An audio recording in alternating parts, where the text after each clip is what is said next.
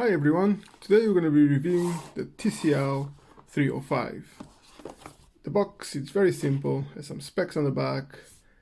It's the Android Go edition, so it's a light version of Android. It's got a 6.52-inch screen, 3 cameras, the main is 13, a depth sensor of 2 megapixels and a macro camera of 2 megapixels. 5000 milliamps, which is amazing, and a fingerprint on the back.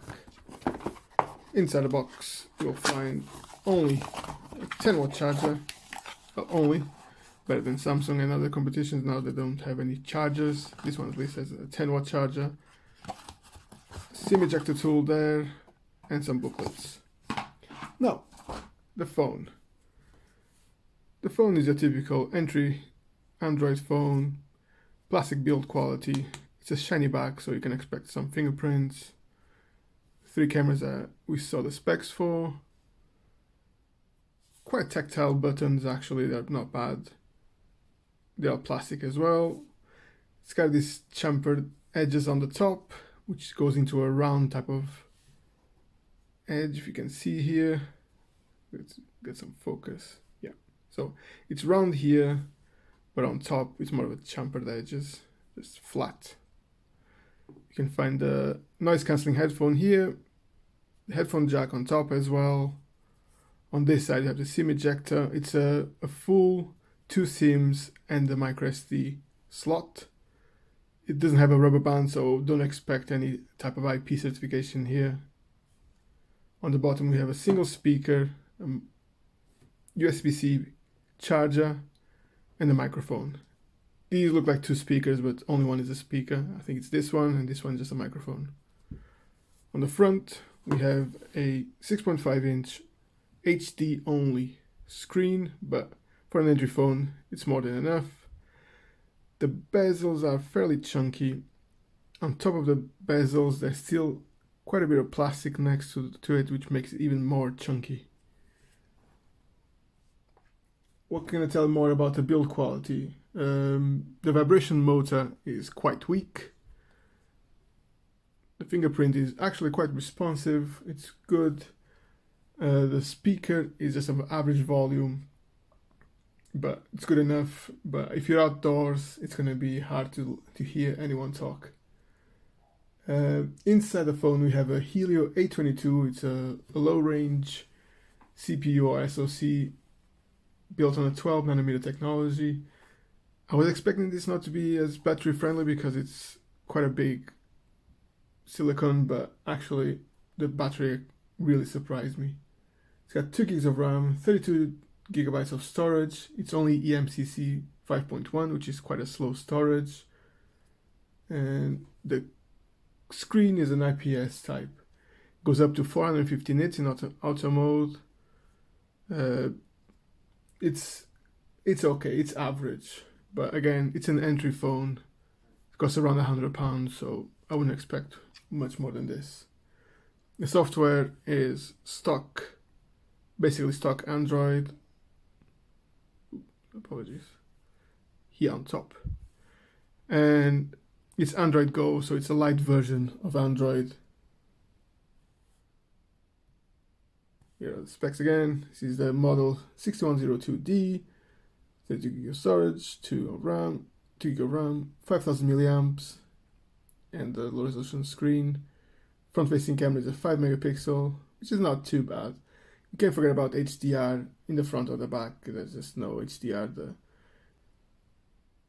Again, it's an entry phone. If you can see the size of the lens, yeah, they're tiny. How can the light go through it? It's nearly impossible. Let me just clean this up, it's a bit yucky. See, the lenses are very small, so it's barely any light can go through there. So don't expect very good photos in low light. Performance, yeah, it's slow. I'm going to show you an example. For example, opening Amazon. Take your time, go for a coffee. Hey, we have some activity.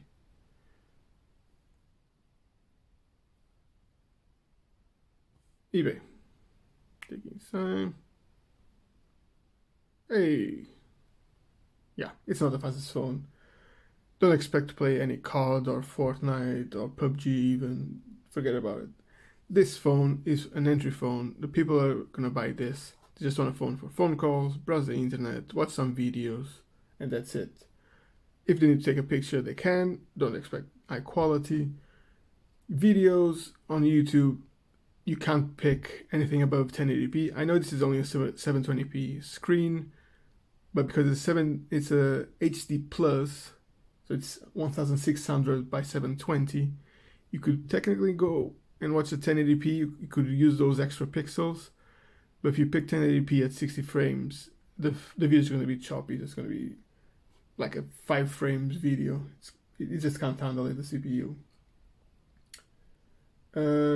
What else? The software.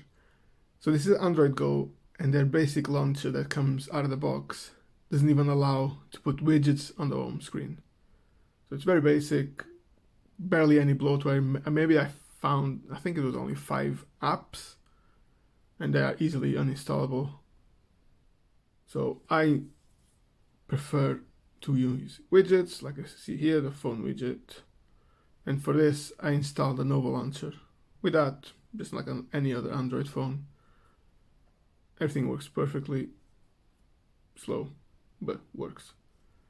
And another thing that this one does not have is NFC. So you can't forget about contactless payments. You can still use Android Pay to save your, your loyalty cards, like your Nectar card, but you won't be able to make payments with this, or even pair with some devices that have NFC. So yeah, that's a con on this phone. Again, for the price, I'm going to use this as my backup phone because I swap phones quite regularly. So while I wait for my new phone to come, this is going to be in my pocket. It's going to do just fine. If I use it for a day or two, I can live with it. The battery, again, probably I only need to charge once every 2 days.